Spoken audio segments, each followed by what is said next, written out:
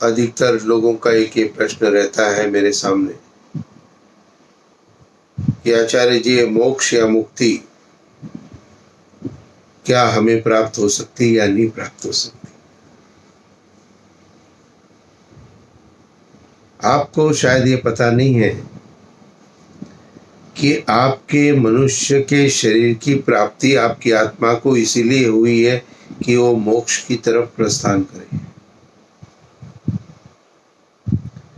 भिन्न भिन्न योनियों के अंदर आत्मा कर्मानुसार अपने शरीर को धारण करती है,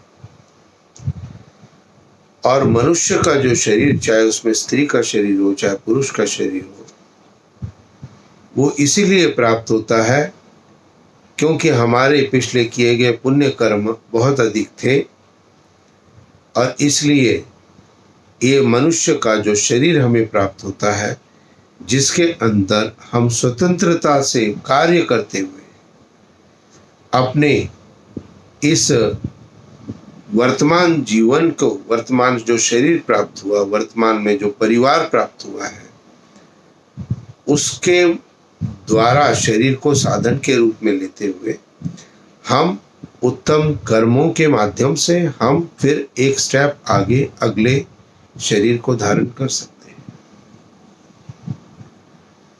इसीलिए कहा गया है कि प्रत्येक को अपने कर्मों पर विशेष ध्यान देना है, क्योंकि मोक्ष या मुक्ति जिसको कहते हैं उसका अर्थ है कि सभी प्रकार के दुखों से छूट जाना। दुखों के अंदर क्यों है हमारी आत्मा? क्योंकि वो शरीर धारण करती है। कौन सा शरीर? चाहे वो पशु या पक्षी का शरीर हो, चाहे वो मनुष्य का शरीर हो, चाहे वो स्त्री या पुरुष का शरीर हो। तो जहां आत्मा को शरीर प्राप्त हो गया, वहां पे दुख का होना स्वाभाविक है। इसलिए मनुष्य योनि ही एकमात्र ऐसी योनि है जिसको कि कर्म योनि कहा गया है, और इस कर्म योनि के अंदर में उत्तम कर्मों को करते हुए जन्म जन्मांतरों तक हम धीरे धीरे आगे बढ़ने की प्रक्रिया में जा सकते हैं। और ऐसे प्लस और प्लस और प्लस और प्लस कारण उत्तम कर्म कब? पिछले जन्म में, पिछले शरीर को धारण करके अब पहले से बेटर, अब अच्छे माता पिता प्राप्त हो गए, धन संपत्ति प्राप्त हो गई, फिर भी कर्म करने की स्वतंत्रता अगले शरीर में आपके साथ में है। तो पिछले पुण्य कर्मों से हम जहां तक पहुंचे, कई बार कई लोग उन सभी चीजों का दुरुपयोग कर लेते हैं जो उनको एक साधन के रूप में अच्छी व्यवस्था के लिए प्राप्त हुआ है। चाहे वो शरीर हो, चाहे वो धन संपत्ति हो, चाहे वो परिवार हो, चाहे वो माता पिता। और जो एक प्रक्रिया में अच्छी चीजें जो प्राप्त हुई थी उसको आगे बढ़ाना था, तो आगे बढ़ाने से ही मुक्ति की तरफ आप जा सकते हो। लेकिन यदि इन सभी साधनों का यदि दुरुपयोग करना प्रारंभ कर दिया तो फिर से आप डिग्रेड कर दिए जाओगे, फिर से पीछे चले जाएंगे, और फिर पीछे जाएंगे तो क्या करेंगे? फिर संघर्ष करना पड़ेगा। कहां तक? वर्तमान स्थिति तक आने तक। इसलिए वर्तमान जो व्यवस्था है वो बहुत महत्वपूर्ण, और जो कुछ भी हम कर सकते हैं वो वर्तमान में ही कर सकते हैं। इसलिए वर्तमान की व्यवस्था के अंदर हमें अपने शुभ कर्मों के माध्यम से एक स्टेप आगे बढ़ना है। और जैसे मैंने आपको बताया है कि मन, वाणी और शरीर तीनों से किए गए कर्म से व्यक्ति अपने मोक्ष की तरफ जाना प्राप्त करता है। आपको मुक्ति या मोक्ष एक जन्म में मिल जाएगा ऐसा नहीं है। और मोक्ष से या मुक्ति से तात्पर्य है कि जब आत्मा शरीर का त्याग अंत में करेगी और यदि उस आत्मा को मुक्ति या मोक्ष प्राप्त है तो इसका अर्थ है कि वह आत्मा प्रलय काल तक ईश्वर के आनंद को प्राप्त करती रहेगी, उसको फिर शरीर प्राप्त नहीं होगा। कौन सा? स्थूल शरीर। सूक्ष्म शरीर उसके साथ रहेगा और सूक्ष्म शरीर के माध्यम से वो आत्मा ईश्वरीय आनंद को प्राप्त करती रहेगी, उसको अनुभव करेगी। तो इसलिए स्थूल शरीर जिसको हम मुख्य मान रहे हैं, स्थूल शरीर जिसके लिए हम कार्य कर रहे हैं, स्थूल शरीर जिसके उन्नति के लिए हम बहुत से अधिक समय हम दे रहे हैं, लेकिन हमारी आत्मा की उन्नति के जो साधन है उन साधनों को यदि नहीं करोगे तो निश्चित रूप से हमारी व्यवस्था अगले जन्म में मनुष्य योनि में तो हो सकती है, लेकिन हो सकता है एज इक्वल हो या हो सकता है डिग्रेड कर दिए जाए। इसीलिए मुक्ति है, मोक्ष क्या है? स्टेप बाय स्टेप आगे बढ़ते जाना। किससे? वर्तमान स्थिति से। कैसे बढ़ते जाओगे? उदाहरण के लिए एक विद्यार्थी है, कक्षा 8 का विद्यार्थी, उसके तिमाही परीक्षा में 80% मार्क्स आ जाते हैं किसी भी विषय में। अब वो सोचता है 80% कम है तो क्या करता है? जितना पढ़ रहा है उतना ही पढ़ेगा क्या? उतना ही पढ़ेगा, हो सकता है 80 हो या फिर डिग्रेड कर दे। यदि पढ़ करके वो सोचता तो है कि मुझे आगे पढ़ना है, लेकिन पढ़ाई नहीं करता है जितनी वो कर रहा था, तो 80% से डाउन हो जाएगा।